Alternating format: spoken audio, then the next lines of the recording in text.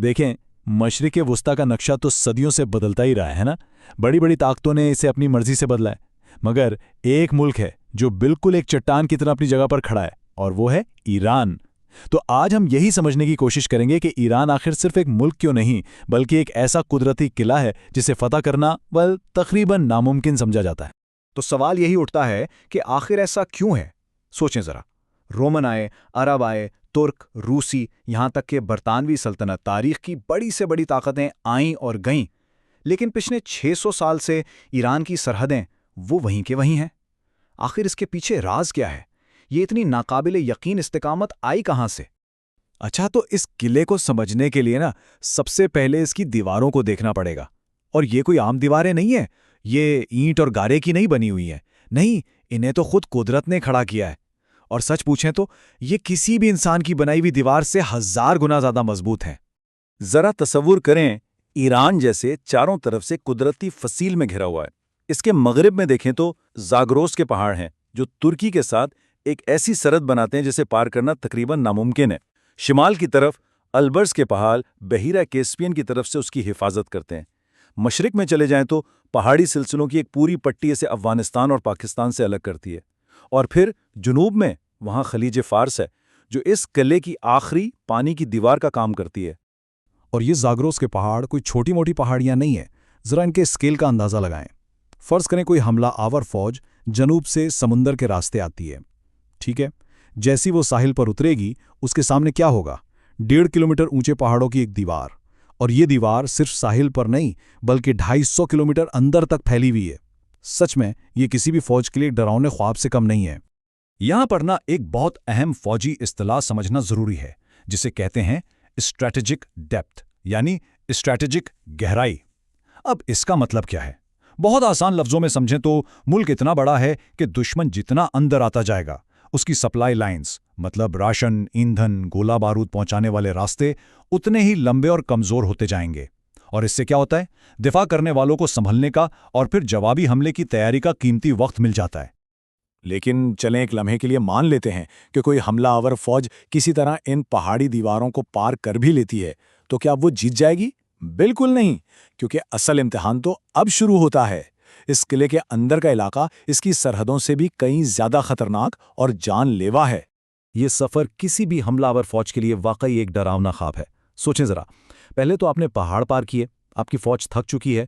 फिर आपका सामना होता है ईरान के 2 बहुत बड़े सहराओं से, दश्ते कवीर और दश्ते लूत। ये वो जगहें हैं जहां मीलों तक जिंदगी का कोई नामो निशान नहीं। ऐसे में सप्लाई लाइंस का क्या होगा? वो टूटने लगती हैं। ऊपर से सख्त मौसम और मुश्किल रास्ते फौज का राह साह दम भी निकाल देते हैं। और जब तक वो तेहरान जैसे बड़े शहरों तक पहुंचते हैं, जो सरहद से सैकड़ों किलोमीटर दूर हैं, सच पूछें तो उनमें लड़ने की हिम्मत ही बाकी नहीं रहती। और ये बात इस एक जुमले में बिल्कुल सही कही गई है कि ईरान की ज़मीन एक खामोश मुहाफिज है जो वक्त को अपना सबसे बड़ा हथियार बना लेती है। मतलब ईरान का जोग्राफिया खुद ही उसका सबसे बड़ा गार्ड है। यहाँ हमलावर को सिर्फ फौज से नहीं लड़ना पड़ता, उसे ज़मीन से भी लड़ना है और वक्त से भी। और ये एक ऐसी जंग है जिसमें वक्त हमेशा हमेशा दिफा करने वाले का साथ देता है। अच्छा, ये तो हो गई दीवारें और अंदर का इलाका। अब आते हैं इस किले की खंदक पर। और ये कोई आम खंदक नहीं, ये है ईरान की स्ट्रेटेजिक खंदक, आबनाए हुर्मस। ये सिर्फ एक समुद्री रास्ता नहीं है, बल्कि ये एक बहुत ही ताकतवर माशी हथियार है जो ईरान को पूरी दुनिया के सामने एक ज़बरदस्त एडवांटेज देता है। अब जरा इन नंबर्स पर एक नज़र डालें और इनकी अहमियत को समझने की कोशिश करें।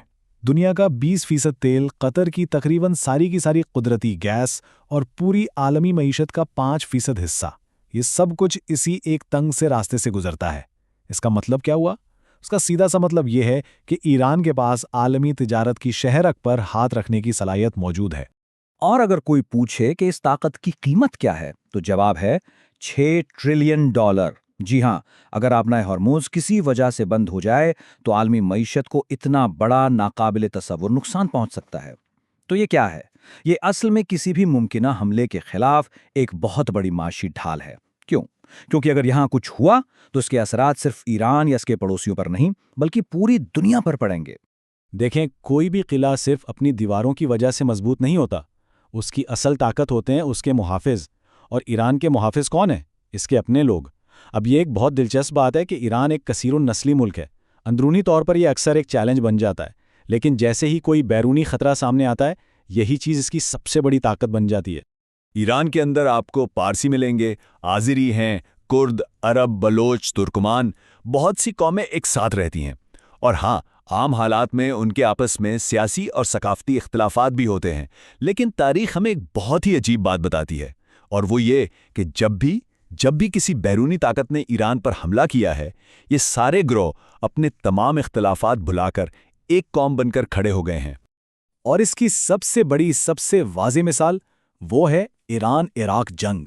1980 میں صدام حسین کو لگا کہ انقلاب کی وجہ سے ایران بہت کمزور ہو چکا ہے اور اس پر قبضہ کرنا تو بس چند دنوں کا کھیل ہے، لیکن وہ چند دن 8 سال لمبی ایک انتہائی خونریز جنگ میں بدل گئے۔ لاٹھوں جانے گئیں، لیکن نتیجہ کیا نکلا؟ آخر میں سرحدیں وہیں کی وہیں تھیں، ایران نے اپنی 1 انچ زمین بھی نہیں جانے تھی۔ یہاں دیکھیں تو صدام حسین کی سوچ اور اصل حقیقت کا فرق صاف نظر آتا ہے۔ اسے کیا لگا تھا کہ ایران کے عرب اس کا ساتھ دیں گے، باقی قومیتیں بغاوت کر دیں گی، لیکن ہوا کیا؟ بالکل الٹ۔ ایرانی عربوں نے ایران کے لیے جنگ لڑی، پوری قوم متحد ہو گئی، اور بیرونی حملے نے ایران کو اندر سے توڑنے کے بجائے اسے اور بھی زیادہ مضبوط بنا دیا۔ تو یہاں ایک اور سوال پیدا ہوتا ہے، ایک ایسا قلعہ جو دفاع میں تو اتنا مضبوط ہے، وہ اپنی طاقت کو اپنی دیواروں سے باہر کیسے لے کر جاتا ہے؟ تو چلیے اب آخری حصے میں ایران کی ایک بہت ہی ہوشیار اسٹریٹجی کو سمجھتے ہیں، یعنی اپنی فوج کو بھیجے بغیر بیرون ملک اپنا اثر و رسوخ کیسے بڑھایا جائے۔ اور اس اسٹریٹجی کے پیچھے بھی وہی جغرافیہ ہے۔ دیکھیں، جو پہاڑ ایران کی حفاظت کرتے ہیں نا، وہی اسے باہر نکلنے سے بھی روکتے ہیں۔ ان پہاڑوں کو پار کرنا ایرانی فوج کے لیے بھی اتنا ہی مشکل ہے جتنا کسی حملہ فوج کے لیے، اور شاید اسی مجبوری نے ایران کو طاقت کو استعمال کرنے کا ایک بالکل نیا طریقہ سکھایا ہے۔ تو وہ طریقہ کیا ہے؟ وہ ہے پراکسی گروہوں کا ایک پورا نیٹ ورک۔ سیدھی جنگ لڑنے کے بجائے ایران کیا کرتا ہے؟ وہ اتحادی گروہوں کی حمایت کرتا ہے۔